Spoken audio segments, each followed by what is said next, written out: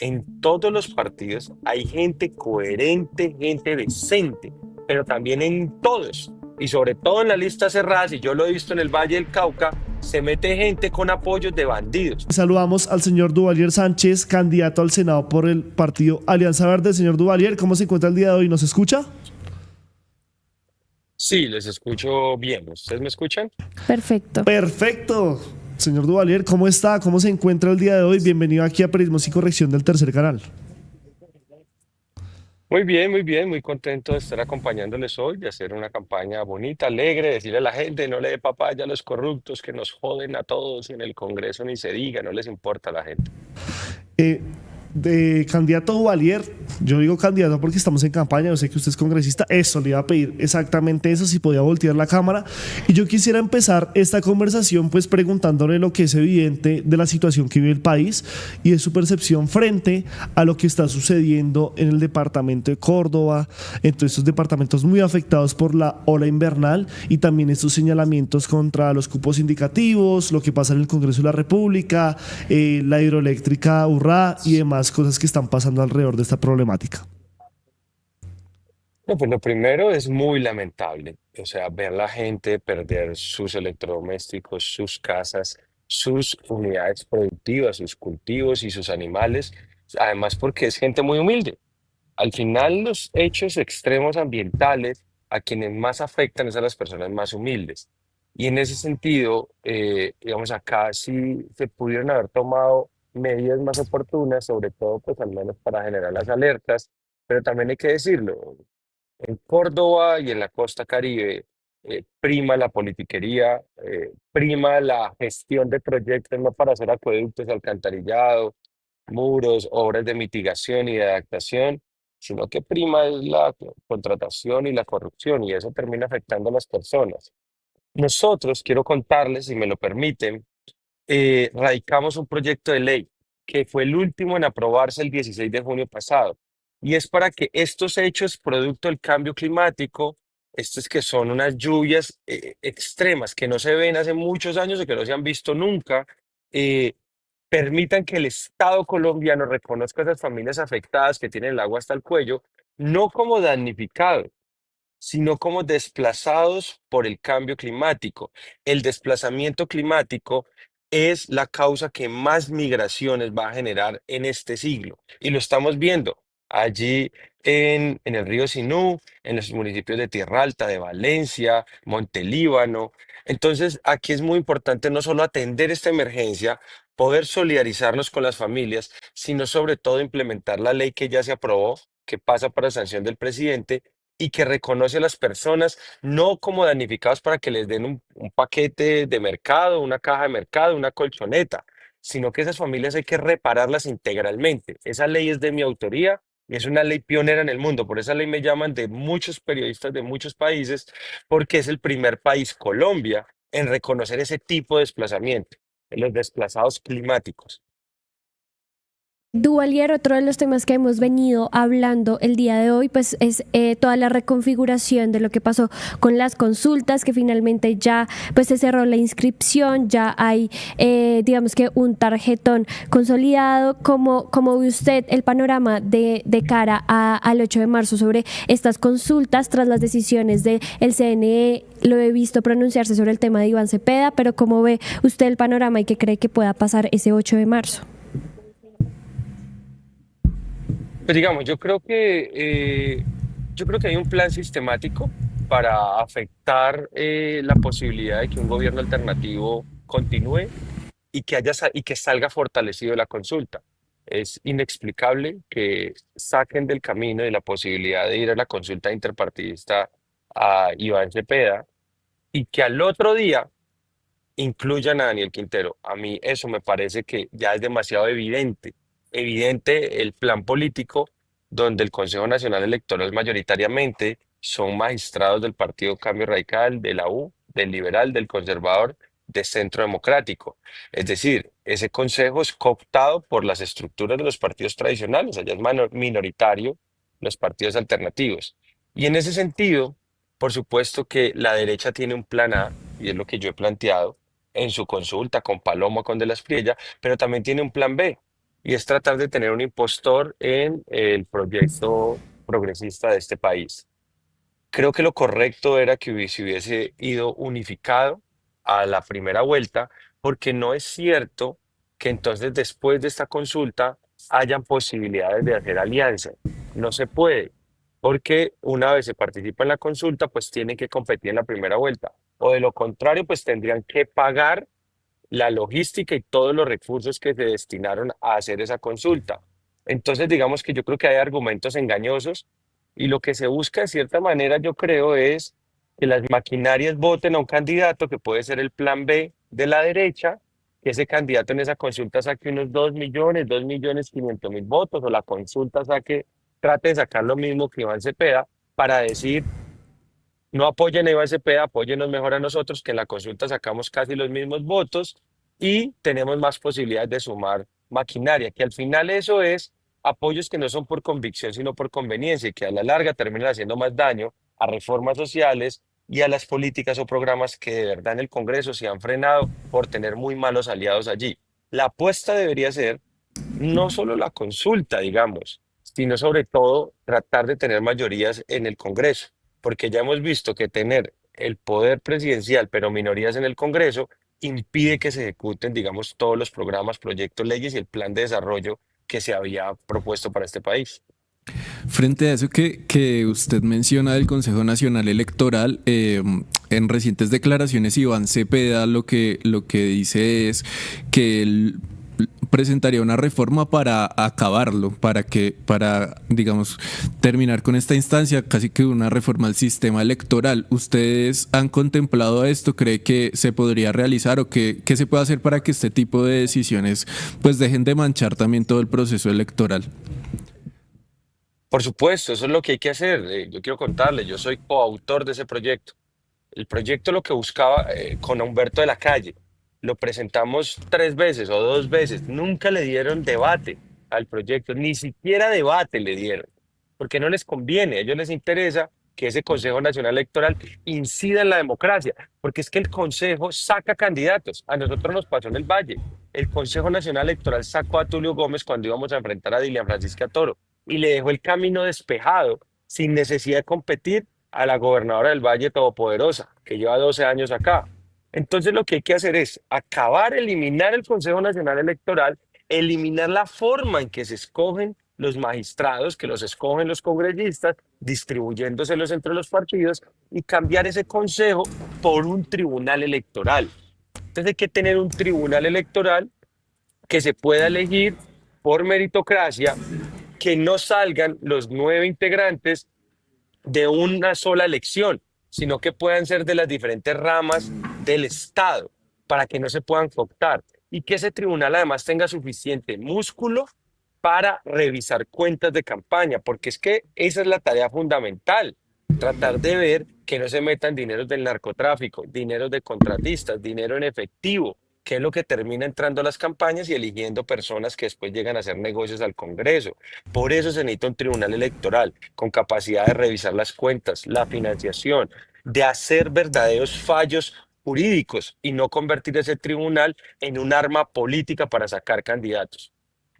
Duvalier, aquí estaba viendo que ya es muy solicitada esa camiseta papayera, si se le podría decir así, que usted tiene, donde su lema es: al Senado no de papaya, cuide su voto. Y yo quisiera preguntarle en ese sentido, pues también con el Consejo Nacional Electoral, con esa disputa que usted ha tenido con la misma Dilian Francisca Toro, donde veía aquí un video que supuestamente intentó boicotear una reunión que usted tenía en el Valle del Cauca, si es posible una reforma política. O sea, ¿realmente es posible y hay voluntad para hacerla? Voluntad muy poca, pero es necesaria. Nosotros intentamos hacer una reforma, pero pues la verdad es que digamos, yo también creo que ahí tenía muchas diferencias, porque la reforma buscaba implementar las listas cerradas, y las listas cerradas necesitan procesos de buena democratización de los partidos. O sea, listas cerradas con partidos donde hay jefes únicos, como el Partido Liberal, como el Cambio Radical con Vargas Lleras, como el Centro Democrático con Uribe. Y aún el mismo pacto histórico necesita mayor democracia, escuchar más a las bases. A veces se les meten unos impostores en las listas increíbles. Nos pasa también en el Partido Verde, por supuesto. Entonces yo sí creo que si vamos a avanzar hacia listas cerradas, que es lo que dice la teoría que funcionaría mejor para evitar tanto clientelismo y demás, pues necesitas partidos más fuertes con organizaciones democráticas al interior, en las partes directivas y demás. Entonces yo sí creo que se necesita una reforma política. Sobre todo se necesita una reforma política para modificar el CNE, para dividir las funciones con la registraduría, para poder tener una financiación más clara, porque las campañas es donde empieza la corrupción. Al ser tan costosas, pues de nuevo, se convierte al final en una transacción. Yo hoy pongo esto y mañana obtengo esto. Y por eso tenemos hoy los niveles de corrupción evidentes en cantidad de obras que son elefantes blancos que yo he recorrido y he visto por todo el país. Pero Se Duvalier, necesita además una reforma para Duvalier, pensarnos desde cuándo votan los jóvenes, desde qué pena, cuándo pueden aspirar al Senado y a la ahí lo Cámara. interrumpo un momento. Sí, O sea, sí. en ese sentido, que usted dice que todo arrancaría hacia una lista cerrada, estamos hablando de que la mayoría de partidos tendrán que hacer un proceso como el que hizo el pacto histórico de una consulta previa donde por el orden de la votación de sus militantes o bueno, las personas abiertas quedaría el orden de la configuración de esas listas. Y la otra pregunta también sería si usted dio esa discusión dentro del Verde, porque el Verde hoy tiene una lista abierta, ¿no? Sí, por supuesto. Sí, lo que pasa es que ojo, lo que yo digo es, una de las propuestas que había en la reforma política era contemplar la posibilidad de acabar con el voto preferente e ir a listas cerradas. Ok. Pero como está planteado, está mal. Está mal. ¿Por qué? Porque si vamos a ir a listas cerradas para fortalecer los partidos, tienes que tomar unas medidas adicionales. Por ejemplo, tienes que tener inscripciones y militancia en los partidos. Uno. Dos, tienes que tener una jornada de consultas para todos los partidos al tiempo, porque si no, termina pasando que las consultas son permeadas por votos prestados de otros partidos y de maquinarias para mejorar la posición de seguramente politiqueros y corruptos que se infiltran, se camuflan y terminan quitándole los puestos a líderes sociales, a lideresas, a verdaderos luchadores, a verdaderas personas, digamos, coherentes y que creen las ideas del partido. Entonces es muy riesgoso como estaba planteado. Si tenemos base con militancia que tiene carnet y que hacen una jornada para todos los partidos al tiempo, así se podría intentar asegurar que el resultado sea un resultado coherente con las bases, con los líderes y con las propuestas programáticas de cada partido, y no con votos prestados como puede suceder. Duvalier, ya que hablaba de impostores también en los partidos, por acá en el chat también nos están diciendo que les gustaría votar por usted, pero también les cuestiona bastante ciertos personajes del Partido Verde, como JP Hernández o Catherine Miranda. ¿Qué responde usted ante esos votantes que de pronto creen en un proyecto político como el suyo, pero que no confían, por ejemplo, en el Partido Verde o que desconfían y no quieren, digamos, que dar su respaldo a todas estas figuras que también han tenido escándalos incluso desde el mismo partido? Pues lo primero es que tienen razón en desconfiar de mis compañeros que han hecho una oposición visceral a reformas necesarias. Y lo han hecho, digamos, con base en el cálculo, calculando que el gobierno le iba a ir mal, que iba a ser impopular y demás. Y yo creo que más allá del futuro de uno, de buscar la conveniencia, había que defender con absoluta convicción, con argumentos, con fuerza, reformas que han esperado por tantos años y que esa era una oportunidad única, y se los dije todo el tiempo. Es que aquí hay una esperanza de miles de personas invisibilizadas, de personas pobres, de campesinos, de afros, de indígenas, de docentes, de personas que para los que nunca hubo gobierno. Y pues yo lo que he hecho es pues estar ahí, ser coherente y afortunadamente pues el voto en el Partido Verde es preferente, digamos. No es como que el voto mío arrastre a los demás, como en una lista cerrada. El voto mío al número 4, el Partido Verde, pues me llega solo a mí. Si las personas sienten que ya la desconfianza no les da para votar por mí, pues nada, yo asumo las consecuencias de estar en un partido donde hay personas que quizás el elector no guste de ellas. Pero partidos perfectos no hay. O sea, eso también para ser claros. Hay personas que no son consistentes con las propuestas programáticas del Verde, pero también las hay en otros partidos. Es decir, el que sacó más votos en el pacto histórico es un señor que yo nunca lo he visto defendiendo nada, pero sacó 180.000 votos allá en la costa Caribe, por todo el país. Es un señor, digamos, que yo nunca le he conocido una participar en una movilización estudiantil ni en una movilización con los campesinos. Entonces, digamos que al final, en todos los partidos hay gente muy buena, muy batalladora de proceso, que argumentan y que defienden. Y hay otros que simplemente están ahí viendo qué negocios hacen. Lo que deberíamos es poder identificar esas personas y tratar de fortalecer los partidos para que los procesos y las bases sí lleguen a los espacios de poder y no simplemente los que tienen la plata y ponen las maquinarias y las condiciones. Por eso lo dije, el tipo de reforma política que necesitamos. A mí me gustaría que el partido hiciera procesos éticos, porque un partido no solo es una casa para sacar votos, no es una franquicia electoral. Un partido necesita una estructura programática. Un partido necesita unos principios éticos. Un partido tiene que ubicarse en el espectro ideológico. Un partido no puede ser de extrema derecha y de extrema izquierda. Eso está mal. Y esas son parte de las batallas pues, que yo he dado en el partido y espero pues, seguirlas dando y ganando. Para profundizar un poquito en eso, porque creo que es muy interesante que, claro, el Partido Verde después de de la salida pues de Claudia, digamos como que se ve un poquito paria, vemos gente de un espectro político, gente de otro espectro político, por un lado Katy Jubinado, J. Hernández, etcétera, por otro lado uno ve a usted mismo, a Inti Asprilla, a un Ariel Ávila, que de pronto pues pueden tener ideas muy distintas al otro bando. ¿Qué le espera al Partido Verde después de estas elecciones? ¿Ustedes se están pensando una reestructuración del partido?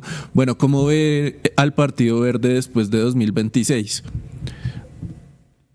Yo lo acabo de decir, yo espero dar una batalla en el partido, pues para que el partido sea un partido más consistente y más coherente en el sentido de qué somos. Nosotros somos un partido de centro izquierda. Nosotros somos un partido que tiene causas ambientales y de protección a los animales. Nosotros somos un partido que defiende la cultura y los recursos públicos como recursos sagrados. Y deberíamos poder tener candidatos y congresistas en esa línea, en las de la lucha contra la corrupción, la defensa de la educación, la cultura y el medio ambiente. Con absoluta claridad, eso es lo que siempre yo he defendido y por eso estoy acá desde la Ola Verde. Y eso nos debería llevar a que toda propuesta, por ejemplo, uno no tiene que ser petrista para hacer una reforma a la salud cuando ha visto cómo han saqueado los recursos del sistema. Uno no tiene que ser petrista para aprobar la reforma a la Ley 30 para garantizar recursos, que por 30 años luchamos los estudiantes de universidades públicas para que la universidad siga existiendo para los futuros profesionales, para los que van a salir del bachillerato y tengan financiación. Uno no tiene que ser de izquierda radical comunista, como le diría uno a María Fernanda Cabal, para hacer una ley de tierras, una reforma rural integral, para que tengan derecho a ir a un juez y en derecho a recuperar la tierra que les despojaron y construir pasos en el campo. Es decir, eso simplemente es tener conciencia de realidad de un país que ha sido saqueado, violentado y que los pobres ante la pobreza ha habido gobiernos indiferentes. Entonces, pues esos son los cambios que buscamos y por eso yo apoyo, he apoyado decisivamente y he confrontado incluso con mejores argumentos que muchos compañeros del pacto cada debate. Pero acá un partido es una colectividad y uno no puede, digamos, obligar a nadie ni imponerse, sino que toca es mejorarlo y por eso mi campaña al final es un proceso muy colectivo de muchos amigos de mucho tiempo que ven en la campaña mía y en el proyecto de la política de la felicidad dentro del Partido Verde un referente de cómo cuidar el verdadero verde, de cómo el verde mantenga su, digamos, su identidad. Ahí también está el voto preferente. No tienen que votar por el que no les gusta, pues voten por el que les gusta. El voto en la lista cerrada mete a todo el mundo por igual. El voto preferente usted tiene la posibilidad de escoger por quién vota. Y eso es muy importante entenderlo, pero también dejarnos de purismos. De nuevo, en todos los partidos hay gente coherente, gente decente, pero también en todos, y sobre todo en la lista cerrada, si yo lo he visto en el Valle del Cauca, se mete gente con apoyos de bandidos, porque sienten que en la lista cerrada les cuesta menos poner un congresista, mientras en la elección general se tienen que sacar 60.000 votos, en la lista cerrada pueden elegir un representante a la Cámara con 20.000 o con 25.000. Entonces, pues termina siendo también esto una falla del proceso de consultas y de listas. Y eso pues hay que decirlo de forma clara, eso pasa. En el Valle del Cauca son muy poquitos los que enfrentan a Dilian Francisca y a sus 5 congresistas, a Norma Hurtado, Víctor Manuel Salcedo, que se han opuesto a todos los proyectos, pero aquí hacen pasito con la corrupción. Entonces, al final yo creo que uno en política responde por sus acciones, por sus votos, por sus hechos, y uno no puede asumir lo de los demás. Duvalier, nosotros aquí queremos como aterrizar un poco la discusión pública que tienen directamente las personas que se han motivado aún más con las del Congreso, o sea, Senado y Cámara, pero que creo que falta aún más motivación frente a lo que la gente pide. Por ejemplo, yo quisiera preguntarle, pues en ese lema de no dar papaya en el Congreso, ¿cuáles serían las banderas que usted defendería? Hemos visto que, por ejemplo, usted apoyó la reforma política, pero estuvo un poco distante de la reforma a la salud. Preguntarle cuáles son sus propuestas, como el tema de las reformas, y preguntas también tan sencillas como si estaría dispuesto a bajarse aún más el salario de los congresistas. Sí, digamos, no, yo he defendido todo lo que contribuya a que haya más justicia social, más derechos para los ciudadanos. Solo que yo siempre presento proposiciones para que quede lo mejor posible. Entonces, en la reforma de la salud, yo me di una batalla, uno, para que se contratara bajo la ley 80 los servicios generales, los servicios administrativos, todo lo que no fuera de salud. Porque termina pasando que en el sistema de salud, por eso no se hacen las torres nuevas en los departamentos, en Florencia, en Arauca, no se hacen la infraestructura en salud porque terminan robándose y terminan como elefantes que duran décadas y décadas y nunca se hacen los servicios de especialización de los hospitales en los departamentos. Entonces yo por eso dije, oigan, yo apoyo, pero por favor que se contrate con absoluta transparencia. Y ahí el director del ADRE, después de una discusión, apoyó mi proposición. Lo segundo, por supuesto, yo creo que se necesitan otras reformas. Yo creo que, por ejemplo, se necesita una reforma a los entes de control, eso es una reforma constitucional. El sistema protege al corrupto.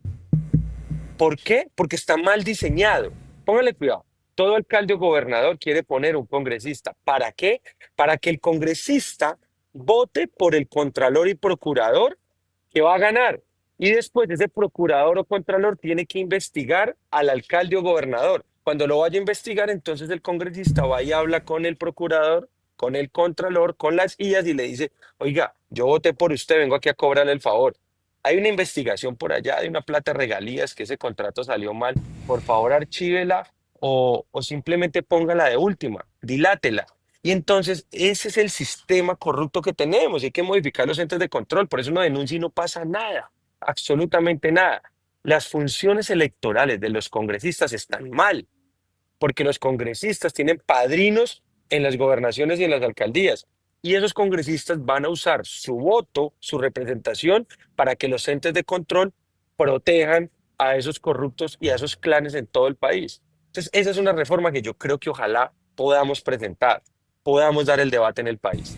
Otra reforma que quisiera hacer, que me parece trascendental, es la ley de competencias que falta para que las regiones tengan más presupuesto para invertir en acueductos y alcantarillados que aún faltan en lugares como Buenaventura, en mejor infraestructura en educación, colegios y escuelas, sobre todo rurales que se están cayendo, en vías y ojalá un pacto nacional para hacer vías terciarias. Los campesinos les podemos dar tierra y ellos siembran, pero si cuando llega la ola invernal no tienen cómo sacar los productos porque no hay placa huellas, se joden, se quiebran. Debería haber un pacto nacional para ejecutar vías terciarias, para poder hacer placahuellas, porque esa responsabilidad en la ley está en los municipios, pero los municipios son de quinta y sexta categoría, la mayoría, 900 municipios, y no tienen platas para invertir en vías terciarias. Ahí deberíamos hacer un pacto con el gobierno nacional para hacer un plan nacional de vías terciarias y placahuellas. Y por último, sobre reducirme el salario, yo fui el ponente de eso que hizo el gobierno. Yo fui el ponente de quitar la prima especial que puso Santos, así que por mí está bien que reduzcan el salario, no solo en la prima, si quieren reduzcanlo hasta el 50%. Igual, eso realmente no afecta a los corruptos, eso simplemente es un poco más de justicia salarial con la mayoría de colombianos que ganan muy poco, 1 o 2 salarios mínimos. Pero eso a los corruptos no les hace cosquillas. Ningún congresista que se gasta 10.000, 15.000 o 20.000 millones de pesos está pensando o está motivado por llegar al Congreso por su salario. Está pensando en llegar al Congreso por los 540 billones de pesos que hay de presupuesto nacional. Esa es la realidad. Al Congreso, el que quiera ir a hacer plata, no hace plata, se vuelve multimillonario. Y ese es el principal problema que tenemos en este país. Por eso yo les digo, por favor, no dé papaya con su voto, que si usted da papaya, elige un corrupto y nos roba a todos. Duvalier, quisiera preguntarle cómo están las cuentas de ustedes de cara a estas legislativas. ¿Qué creen que van a lograr, por ejemplo, en Senado y al menos en Cámara de Bogotá? Bueno, yo creo que nos va a ir bien. Yo creo que ahora lo que hay que apostarle es a que llegue una mayoría de congresistas alternativos. Yo creo que este país tiene que ser capaz de entender la responsabilidad del voto, eh, y que ojalá esos congresistas, digamos, logren tener, digamos, una reunión como de bancada alternativa multipartidista y que esa bancada alternativa multipartidista actúe como un solo bloque, como una sola fuerza. Eso es lo que yo quisiera proponerle al país y a los nuevos congresistas que ojalá lleguen. ¿Con cuántas curules cree que van a quedar? Ah, ¿no? Yo creo que el verde va a tener entre 12 y 14 en el Senado y en Cámara. Yo creo que vamos a tener, hoy tenemos 15, yo creo que podemos tener unas 14. Ya como para ir cerrando, pues la gente también quiere saber si usted tiene candidato a la presidencia, si va a apoyar a alguien, bueno, cómo está la movida ahí suya frente a las presidenciales. Pues la verdad es que estoy demasiado concentrado, hasta luego, demasiado concentrado en el tema de la campaña del Senado. Es una campaña muy difícil, es una campaña nacional, es una campaña costosa, y pues mi prioridad ahora es sacarla adelante, que no perdamos este espacio en el Congreso. Y me he chateado un par de veces con María José Pizarro, quedamos de tomarnos un café con Iván Cepeda. He hablado mucho con Maurice Armitage. Fue alcalde de Cali, me parece un señor, un empresario con sensibilidad social, que cree en el pago justo a los trabajadores, que reconoce el valor de la mano de obra y que eso realmente potencia la economía y la equidad en el país. Es como las personas que he conversado con cercanía. He invitado a Maurice a que se metiera digamos, en el proyecto del Frente Amplio cuando estaba pues la posibilidad, pero ahora estoy muy concentrado en la campaña Senado y quedamos, digamos, de tomar café después del 8 de marzo. No, y usted fue también partícipe de esa alcaldía de Cali y Armitage, ¿no? Sí, sí, sí, yo fui asesor con él, lo conozco. Yo trabajé en todo el programa de movilidad en bicicleta, de movilidad sostenible. Armitage fue un hombre que gobernó con transparencia, es un hombre que ha apoyado, digamos, sin ser petrista o de izquierda, muchos de los programas del presidente, porque pues eso es en lo que él cree. Eh, y yo espero pues que Mori se meta. A mí me parece un candidato interesante, que tiene, digamos, una voz desde los empresarios para hablarle al país. Bueno, Valier, me gusta que no diga quién es su candidato, pero entre comillas, entre líneas, uno ahí lo puede detectar, ¿no? No, Una pues yo voy a pregunta. estar en un proyecto de cambio para el país, eso sí, no hay Exacto. lugar a dudas, y que sea centro izquierda. O sea, eso Es- sí lo puedo decir con absoluta claridad de ya. Lo que pasa es que lo mínimo, pues, es tomarse un café, ¿no? Pues sí, decir, claro. como, oye, estos son mis proyectos, a mí me gustaría liderar esto, yo quisiera que hubiese esta bancada multipartidista alternativa y que el presidente, pues, que vaya a ganar lo reciba, que haya este pacto nacional para hacer vías terciarias y otros proyectos de ley que tengo. Una ley de posgrados, la ley de suelos protegidos, me gustaría hacer la realidad y la reforma a las guías. O sea, esos son los temas con los que yo quiero pues ponerme de acuerdo con el que vaya a ganar, ojalá. Oiga, Duvalier, ya antes de despedirlo, es que aquí hay muchas personas preguntando si todo lo que usted dice apunta a una constituyente. No necesariamente, porque una constituyente es muy arriesgado porque miren lo que terminó pasando en Chile. Entonces, claro, los medios de comunicación están en manos de los sectores económicos y poderosos y todavía tienen mucha penetración en la ciudadanía, a pesar de que los medios alternativos como ustedes aquí en Tercer Canal pues han ido ganando audiencia. Pero yo lo que creo es que hay unas partes que sí hay que modificar. O sea, ahí está una reforma política, una modificación a los centros de control y falta la ley de competencias. Por ahí iríamos por muy buen camino. Nos falta también, por ejemplo, sacar la educación como derecho fundamental, un acto legislativo, una modificación a la Constitución que nos hundieron desde Cambio Radical y el Centro Democrático. Pero yo creo que vamos bien. Yo creo que modificar toda la Constitución es muy arriesgado. De verdad me parece un acto innecesario. Yo lo que creo es que hay que ganar mayorías en el Congreso para hacer lo que falta. Bueno, Walier, muchas gracias por estar aquí en el Tercer Canal. Espero que haya sido de su agrado. Lo esperaba con la camiseta papayera, pero bueno, no pudo ser. Venga, le Pero la cuento, lo próxima- que pasó fue que es que me la he puesto todos estos días y ya uno huele bien, ya está sudada, ya, esa papaya me maduró a punta de callejear. Ya precisamente a papaya no huele. Pero bueno, si nos puede regalar un mensaje final para toda la audiencia del Tercer Canal. Y de nuevo, muchas gracias por estar acá. Y el compromiso de que si el 8 de marzo queda electo, que aquí esté la primera entrevista, por favor. Me invitan, yo feliz.